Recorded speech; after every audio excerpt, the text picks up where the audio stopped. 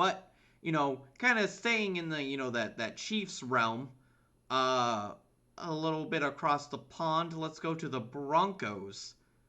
Are they contenders now? It would look that way, minus the one singular big question mark on their team at quarterback. But that defense, with their additions with Kyle Fuller and Kareem Jackson, and then Von Miller's coming back, they managed to re-sign Shelby Harris and Justin Simmons. They got everybody back and brought in more on that defense. We might be able to see very close to what we saw when they won the Super Bowl with Peyton Manning a few years back with how good that defense was. We might be getting back close to that. Just And dragging the quarterback across the finish line. it could happen. I think Drew Lock will hold them back too much. But if they could get even a halfway decent QB in there, they could really be headed for something special. No, I completely agree with you. The moves that they have made this offseason are insane. Like, just stacking that defense and then already having that exceptional weapon talent on the offense, like it if they just figure out that quarterback position, they could go really deep. And I would even be willing, if by like the beginning of the season, if they have figured out the quarterback position, like traded for somebody or their draft pick is really good or whatever, right? Whatever happens, if they figure out that QB spot, I would almost want to pick them to beat the Chiefs That would for be fun. the AFC West. Like, I don't know. It could happen. I've liked the Broncos moves a lot more than the Chiefs. Yeah. They've still got a little ways to go, and I think they need some time to let everybody gel. So I'm thinking in a year or two, we might legitimately be talking about them as taking over the division. But next year, they could get in the wild card and make some noise if they figure out QB. No, 100%. When at bare minimum that. But let's talk about some other people who are buffing up their defense with the Cowboys. Now they finally addressed their secondary. How do you feel, Joel? Oh, I love it. I've been begging and praying for them to get some safety help for my entire life. They've never ever addressed the safety. Every time we get anybody decent back there, we let them leave. I mean, we let my boy Barry Church leave. He was one of my favorite players back when he was playing for us, and then we did the same with Gerald Sensabaugh and some of those other guys. We just let them leave every time, and then we don't spend high draft picks at safety. So finally, we're signing some guys that have been successful. We got them both for discounts because they've had some injury issues. So maybe they won't pan out. I mean, Keanu Neal and Demonte Casey have had the injury issues for sure, but repairing them with Dan Quinn, it could be fun, and we could finally have fixed our safety position, which makes it so that in the draft we don't have to zero in on a position, which never goes well when you zero in on a position. You need to be able to pick best player available, and I think that they did well so that they can not have to do that. No, 100%. Especially now. I mean, we're about to get into this, but now with the Cowboys having the Giants and the Eagles right after them, yeah, being able to pick just the best player available is very, very, very nice. Uh, it definitely relieves a lot of pressure, and it also makes sure that the two people behind you don't get that best player available if you are zeroed in on a certain on a certain position. And goddamn.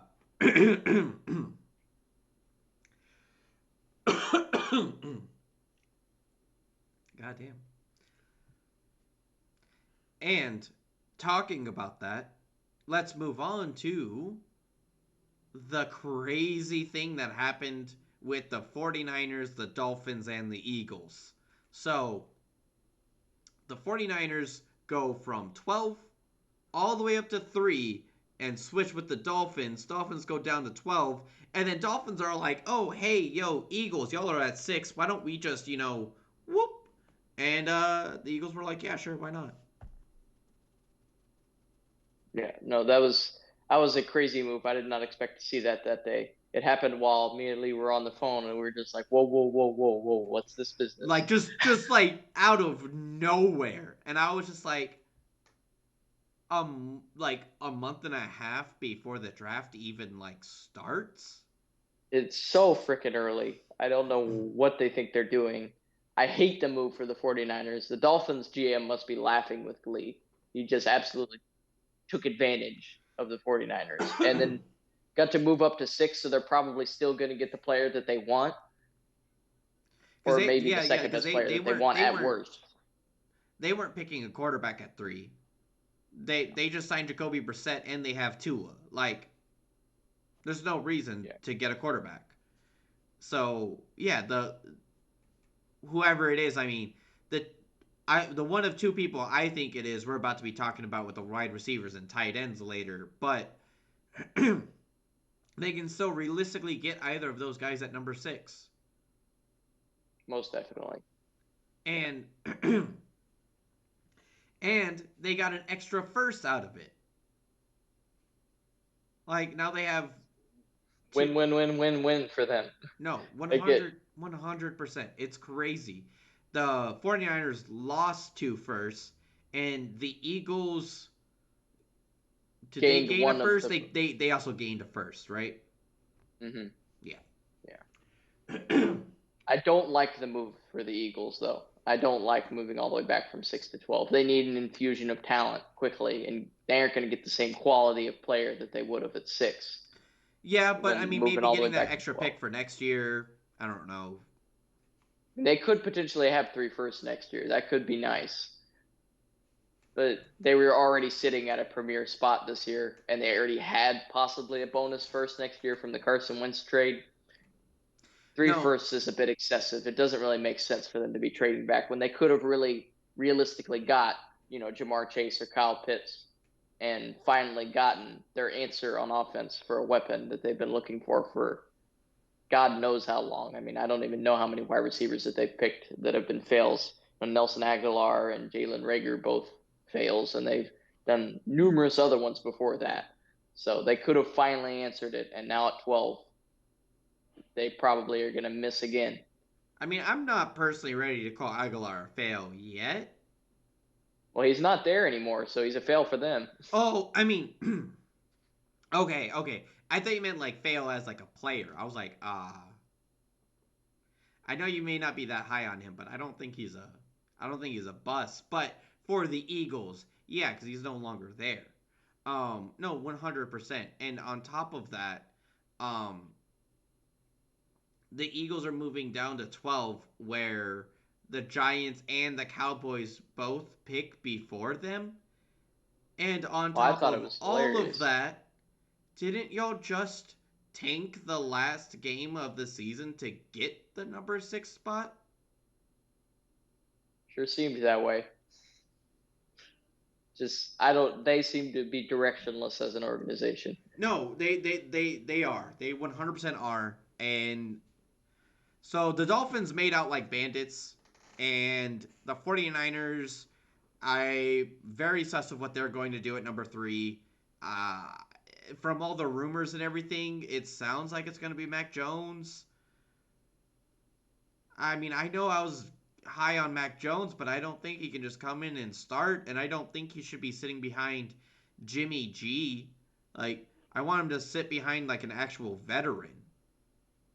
Jimmy Garoppolo's never proven a thing. He had Yeah, 4 promising games with the Patriots on a team that would later go on to win the Super Bowl, and since then he's done borderline nothing. So except for the time when the 49ers had a Super Bowl team. yeah, And and so it's even then like he was mediocre and holding them back. They could have won that year if they had had almost anyone else in at QB. he lost the game for them. But but yeah, so I don't think Mac Jones sitting behind Jimmy G is going to be all. I mean, it could be beneficial, but it's not going to be all that beneficial. At least not what I would like to see. Where I think Mac Jones could be. I don't think he'll get there with the 49ers just because he's going to be thrown into the fire way too early. Way too early. Because also, what if they're all like, oh yeah, he'll be sitting behind Jimmy G for a whole year. It's fine, and then Jimmy G gets injured. Like he's shown a propensity to do. It just doesn't make sense. And with how bad Mac Jones showed out on his pro day, I hope they realize that it's not too late and they can go ahead and pick, Justin Fields, who had an absolutely glorious pro day, by the way. But I also don't think he's just going to come in and start either. I want him to sit behind somebody that's not named Jimmy G. Still better than Mac Jones. No, no, no. I mean, I definitely think Justin Fields' ceiling is way higher than Mac Jones's. Um, but again, it feels weird. It just feels weird, really weird that they're going to be going after a quarterback that probably isn't ready to start because the two quarterbacks that are ready to start are going before them at 1 and 2. So Giving up two you firsts waste. for essentially the third best prospect this year. It's illogical at best. Yep.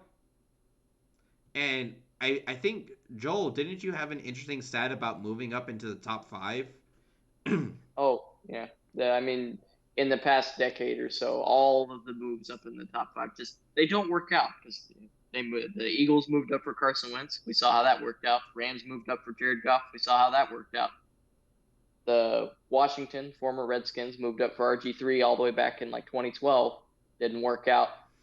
Every time a team moves up in the top five, doesn't work out. No, yeah, no. And it's because I really feel like they have to give up so much for a chance. And it's like, I don't know if I want to give up that much just for a chance. I want to give up that much for, like a proven person. Yeah. They could have thrown that haul at someone like Deshaun Watson if his issues get cleared up and probably had him, and he's a proven superstar. When you throw it at Mac Jones, and he may or may not even turn out to be a decent starting QB. No, So, 100%. I mean, obviously, yeah, the Deshaun Watson stuff, that has to clear up, see where that goes. But yeah, no, 100%. I mean, I personally, if I was a GM, I wouldn't give up on the Deshaun Watson thing yet because I mean, it hasn't even gotten to like litigation yet. So like, no. there's still so much things that could happen, and will know. I mean, not I don't want to say relatively soon, but like the teams will probably know before the actual verdict, close enough, to whether or not take a chance on them. So I think just pulling this trigger so early, like yeah, if they waited like a week before the draft and the Sean Watson stuff is still up in the air and all that kind of stuff, and then they pull this trigger, it makes a little bit more sense. But like almost a month and a half,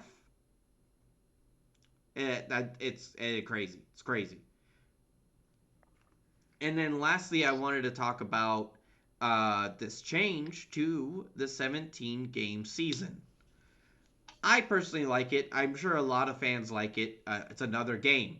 I mean, and they're going to be labeling it as kind of like a premier game because it's going to be AFC, NFC, last year spot matchups. Like the number one overall in the AFC versus the number one overall in the NFC, vice versa, all the way down the totem pole.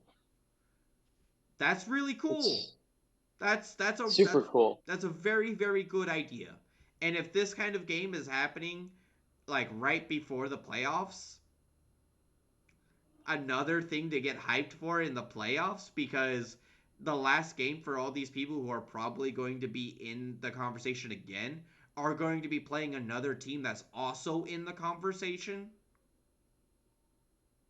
Yeah, it could. There will be a lot of potential Super Bowl matchups in Yeah. those games. And on It's oh sorry. it's a rating dream for the NFL, and they're going to make a lot of money off of it. And luckily, they are giving some of that benefit to the players, Oh yeah, giving them their no. extra game check. The That players are was going to be important. making a lot of money too, especially when after the new media deal goes through, they're going to be benefiting from that as well. So everybody's making money across the board. Everybody. And you want to know something real funny about all this? Guess who is the one team who didn't like the 17th game season? The Bears, the one team no one else is liking right now. So who cares what they think? I just thought that was hilarious. That the Bears were the only ones to say, "Nah, nah, I'm good. Six? Can we keep it 16 games, please? We barely make it to the playoffs as is, please." Like, but yeah, I mean, that's how we feel about the 17 game. I'm pretty hyped about it. I think it's gonna be great. And don't forget to leave your comments down below. We would love to hear any and all opinions. We're very good about that. We love to hear what you guys have to say. And you know what? Sometimes, if you make a really good argument for something, maybe we'll throw it in on an episode or something, talk about it. But don't forget to like and subscribe and all that good YouTube algorithm, all that good stuff. But until next time, I'm Lee. And I'm Joel, and I'll see you next week. And this is Two Nerds Sportscast, and we are peacing out. Y'all have a good one.